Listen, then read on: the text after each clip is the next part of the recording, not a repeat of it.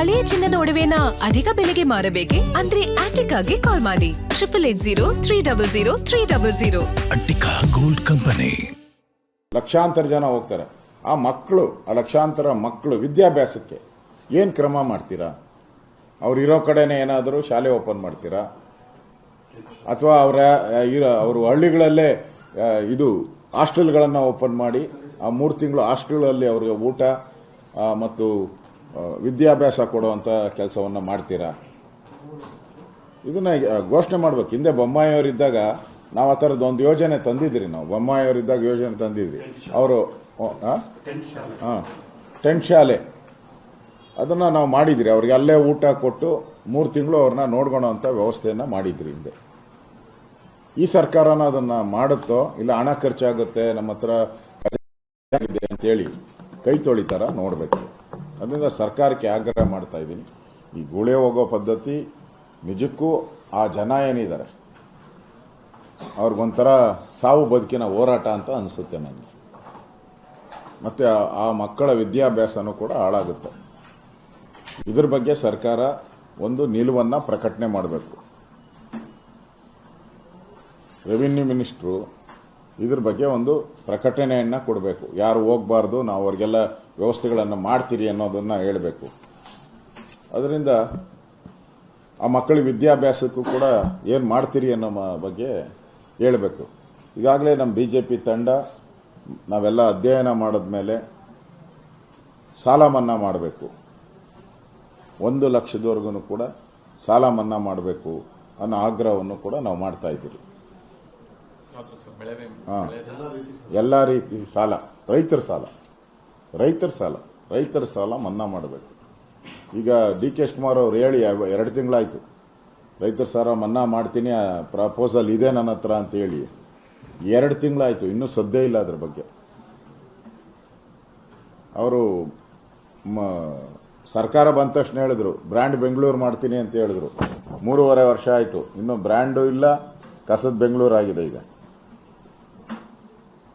ಅದರಿಂದ ಈಗಾಗಲೇ ಕೇಂದ್ರ ಸರ್ಕಾರ ವಿಬಿಜಿ ರಾಮ್ಜಿ ಯೋಜನೆ ಕೊಟ್ಟಿದೆ. ಅದರ ಉಪಯೋಗವನ್ನು ಪಡಿಬೇಕು ನಾವು. ಅದರ ಕೇಂದ್ರ ಸರ್ಕಾರವನ್ನು ಕೂಡ 60% ಹಣ ಕೊಡ್ತಾರೆ. ಆ 60% ಹಣ ತಗೊಂಡು ಇಲ್ಲೇ ಉದ್ಯೋಗ ಸೃಷ್ಟಿಯಾದರೆ ಇದು ತಪ್ಪೋದು. ಅವ್ರಿಗೆ ಮನೆ ಹತ್ರನೇ ಕೆಲಸ ಸಿಕ್ಕಿದ್ರೆ ಗುಳೆ ಹೋಗೋದು ತಪ್ಪುತ್ತೆ. ಮತ್ತೆ ಅದಕ್ಕಿಂತ ಹೆಚ್ಚಾಗಿ ಮಕ್ಕಳ ವಿದ್ಯಾಭ್ಯಾಸಕ್ಕೂ ಕೂಡ ಆಗ್ತೈತೆ.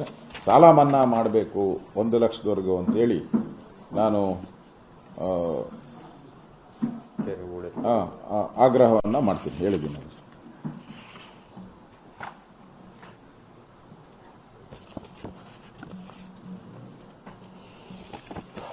ಇದ್ರ ಬಗ್ಗೆ ಏನೋ ಕೇಳೋದಿದೆಯಾ? ಬರೋದ್ ಬಗ್ಗೆ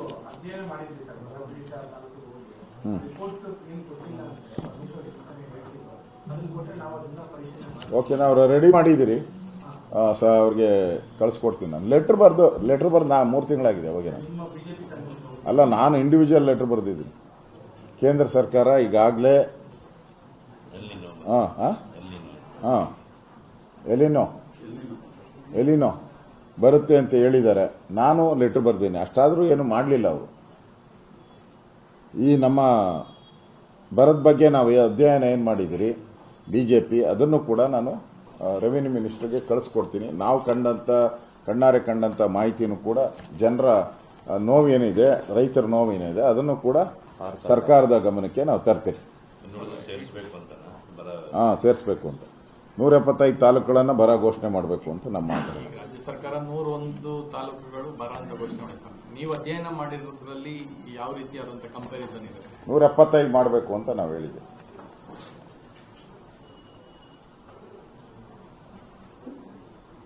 ಓಕೆ,